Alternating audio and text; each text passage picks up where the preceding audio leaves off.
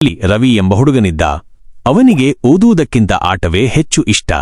ವಿಜ್ಞಾನ ಪಾಠ ಬಂದರೆ ಅವನು ಇದೆಲ್ಲ ನಮಗೆ ಏಕೆ ಎಂದು ತಲೆ ಕೆಡಿಸಿಕೊಳ್ಳುತ್ತಿದ್ದ. ಒಂದು ದಿನ ಆ ಹಳ್ಳಿಯಲ್ಲಿ ಭಾರೀ ಮಳೆ ಸುರಿದು ವಿದ್ಯುತ್ ಕಡಿತವಾಯಿತು. ರಾತ್ರಿ ತುಂಬಾ ಕತ್ತಲೆ. ಜನರು ಭಯಪಟ್ಟು ಕುಳಿತಿದ್ದರು. ಆಗ ರವಿ ತನ್ನ ಶಾಲೆಯಲ್ಲಿ ಕಲಿತ ವಿಜ್ಞಾನ ನೆನಪಿಸಿಕೊಂಡ. ಅವನು ಬ್ಯಾಟರಿ, ತಂತಿ ಮತ್ತು ಬಲ್ಬ್ ಬಳಸಿ ಒಂದು ಚಿಕ್ಕ ಟಾರ್ಚ್ ತಯಾರಿಸಿದ.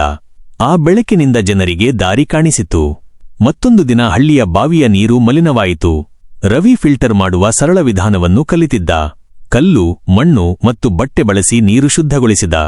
ಎಲ್ಲರೂ ಸುರಕ್ಷಿತವಾಗಿ ನೀರು ಕುಡಿಯಲು ಸಾಧ್ಯವಾಯಿತು.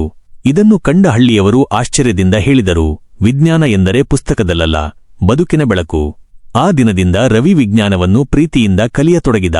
ಅವನು ದೊಡ್ಡ ವಿಜ್ಞಾನಿಯಾಗಬೇಕೆಂದು ಕನಸು ಕಂಡ.